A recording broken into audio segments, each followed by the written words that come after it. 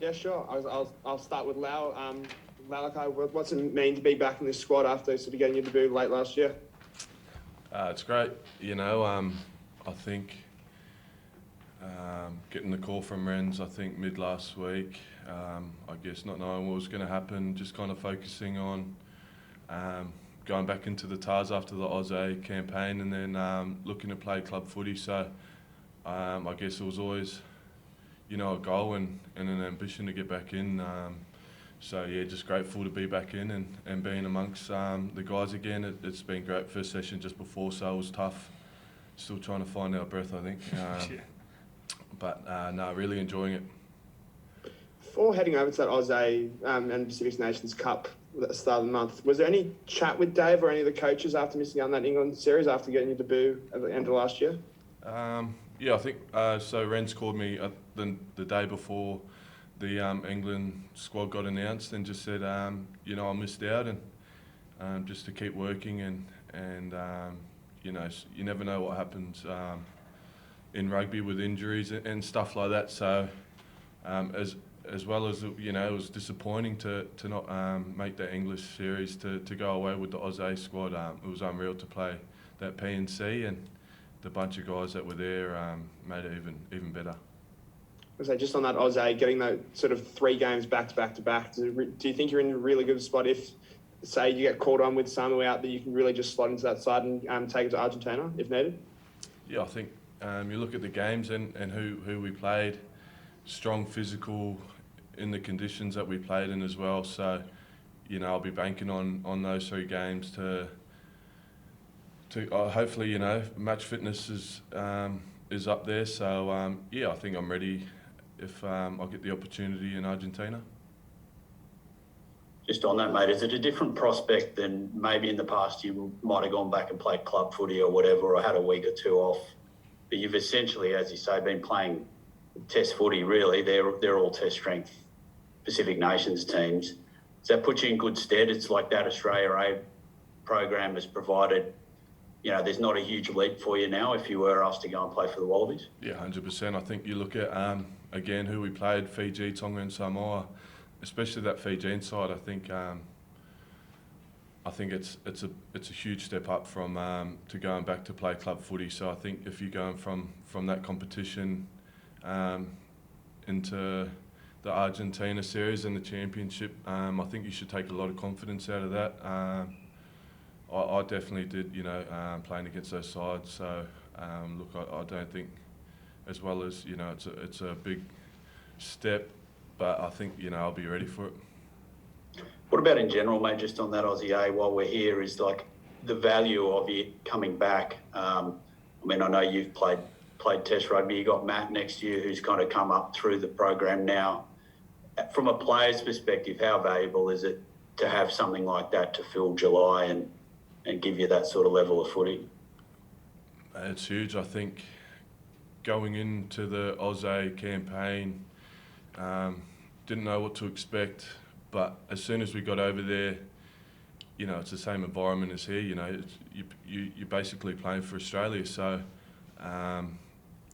the competition was massive, and like I said, the teams we played against, like you just look at who's in those teams and everything. So I think it's a great setup and it's a great competition, and I think Aussage should continue.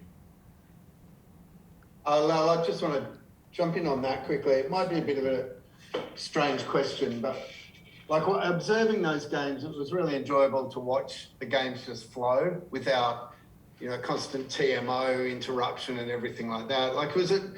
Did you notice as a player that it was kind of a different mood to play, or that it was a more enjoyable game at all to play at that kind of standard? Yeah, I think so. I think, the game just flowed.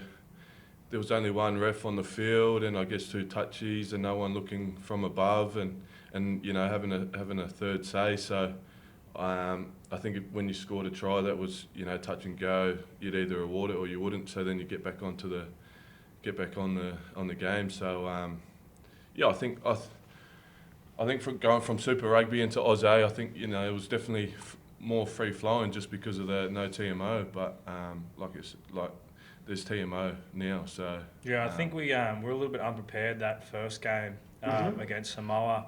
I think we went in there not expecting the whole TMO not to be there and whatever. Like, it just wasn't a thing we talked about.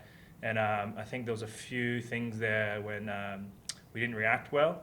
And then after that first game, we kind of realised, like, yeah, okay, this is not here, so we can just kind of play some footy. And that's why I think we played so well against the Fijian team. Like, we were expecting a bloody good side, and we knew that, like, that if it was going to happen, it was going to happen. So just play rugby, play what's in front.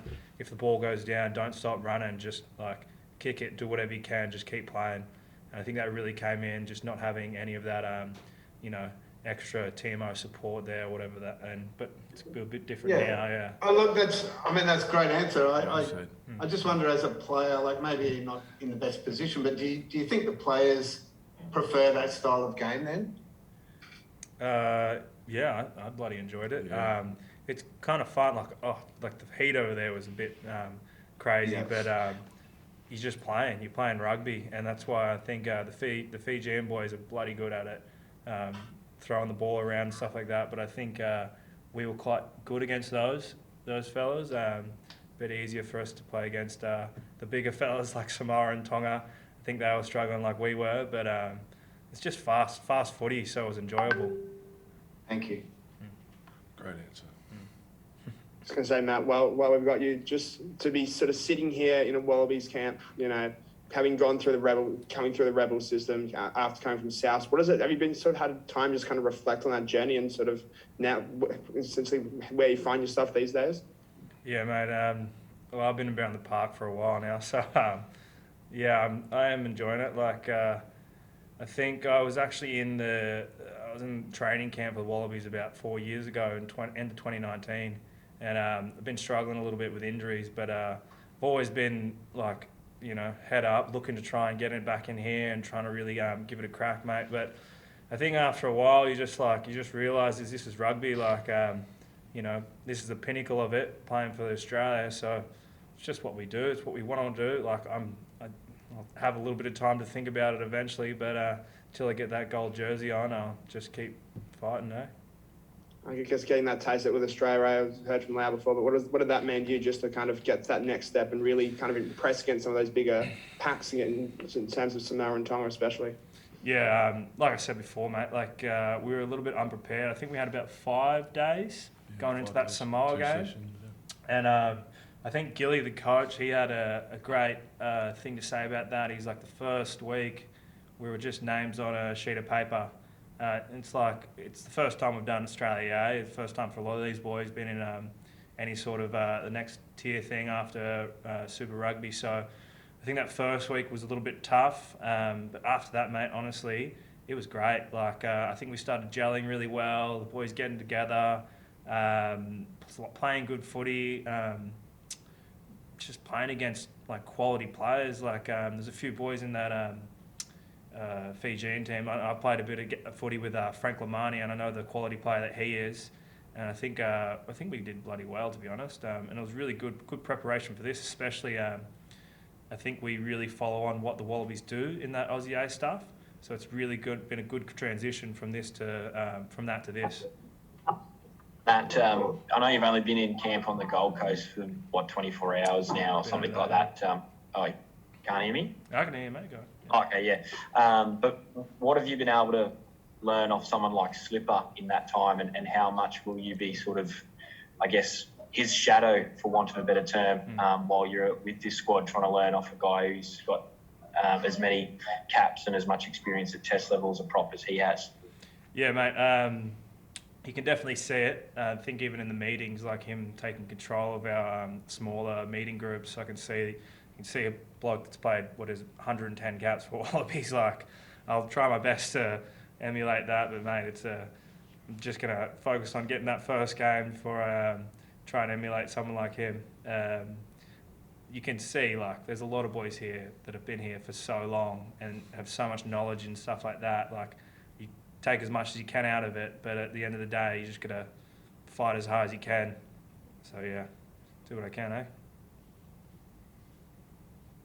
Mate, your journey just this year has been a pretty good story.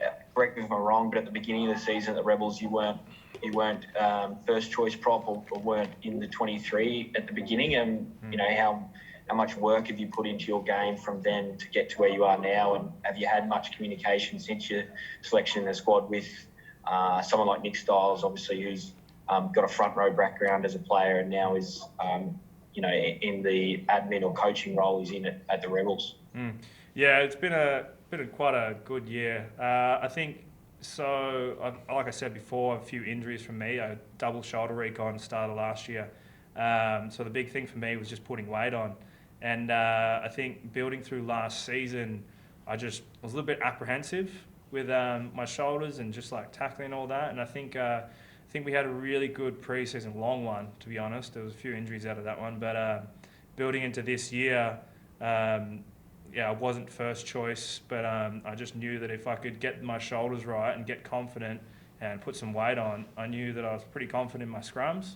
So I started to build my game around good scrummaging, and then everything after that will just hopefully be just extra. So I eventually started my carries getting better, tackling getting better, and then eventually, they started giving me a couple starts, which I was pretty happy. I actually got dropped for 2 weeks. Footy wasn't very happy with me after a scrum against the Force, and I remember I think it was actually me and Bobby Tuttle, who was also in the Australian A, and we didn't play well. We got dropped for 2 weeks, and I think that gave us a bit of a kick up the arse to turn it around and go a bit hard. So, like, it is what it is. You got to take them how they come. So if you're going to get dropped, you're going to have to go harder. Yeah. Matt, you were in the squad in 2019 at some stage, is that right? Yeah. A few weeks, Sorry, you go. Well, can you kind of tell us about that experience and then coming out of there and not being back up straight away after that? Like, did you kind of lose hope, I guess, that it would come again? Or? Actually, so that was end 2019. It actually was great. There's a few boys here that me and Nella were talking about the. I think they call it foundations now, early morning training where it was me, Nella, and all the other fatties on the beach there with Checker, and he was kicking us up the arse, climbing up and down the beach at Coogee. But that was great, mate. To be honest, I was actually supposed to get a shoulder recon before I went into that. And I just said, you know what, I don't want one. I'd rather, you know, if I'm in the Wallabies squad, I can try and stay there. So I just kind of brushed the shoulder recon. That was probably a bad idea. My shoulder started falling out during the year. But it was a great experience then, and it's a great experience now, and see how we go. How do you think you've changed in that interim period as a player and as a person? I've definitely grown up a bit. I'm obviously 27 now. I was 24 at the time. It was my first year in Super Rugby, and before that I was actually a Sparky. So it was my first year of rugby. Didn't really know how everything worked, and I think since then I've learnt preparation and stuff like that, how important that is, and also, just getting into that rugby state of mind rather than just you're there to have fun, you're here to work. Thank you. Matt, what was your brother Alex's reaction to your selection? He obviously represented Australia in sevens, but he's playing a bit of park footy in northern New South Wales now, and is he a farmer? He's got some cattle up there. He's got a funny story, that one. He's always been a greasy man, so he's actually he's a greasy real estate agent now, and he is still playing rugby. I think he restarted I think it's called Richmond Range. So their club been shut down for about 10 years, and like I said, he's a lippy guy, and he just went in there and said, I want to start this club back up, and I think they're doing really well. I think he's captain coach, and I think he's named a cup after himself, Alex Gibbon Cup. So all that's happening over there. But yeah, mate, he's quite funny. He called me up and he's like, you know, mate, there's 173,000 players in Australia, and you might be one of the best ones. And I was like, yeah, whatever, mate. He was very happy. Yeah. Anything else, guys?